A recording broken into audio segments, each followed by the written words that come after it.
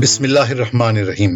इम्तिहान का नाम आते ही अक्सर तालिब इल्म परेशानी और उलझन का शिकार हो जाते हैं, लेकिन घबराएं नहीं। हम जो टिप्स आपको बताने वाले हैं, इन पर अमल करके न सिर्फ आप इम्तिहान के मरहले से पूरे इत्मीनान से गुजर जाएंगे, बल्कि आप खुद को एक बदला हुआ तालिब इल्म पाएंगे। ऐसा तालिब इल्म जिसे शानदार कामयाबी की मंजिल बिल्कुल सामने दिखाई दे रही होगी। तो वो 4 टिप्स कौन सी हैं?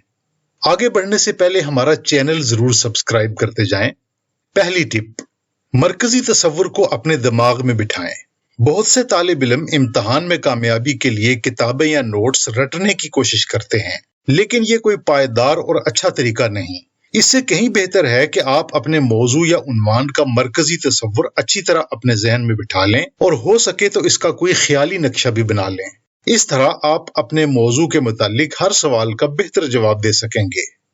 दूसरी टिप, तैयारी के दौरान में नोट्स अपने हाथ से तैयार करें।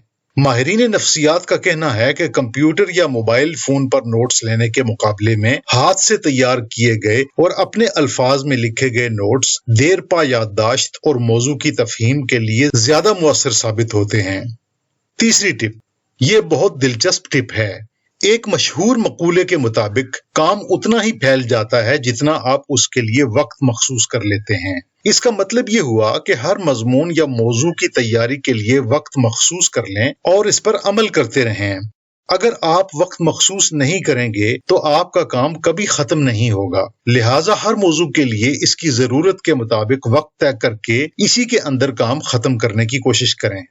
चौथी टिप, कामयाब तालिब इल्मों की आदत अपनाने की कोशिश करें।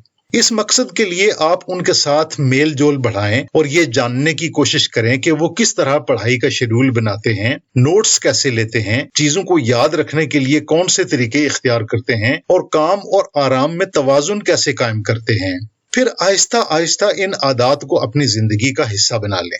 अगर आपको ये सेशन मुफीद लगा है तो इसे लाइक और शेयर करना ना भूलें। बहुत शुक्रिया।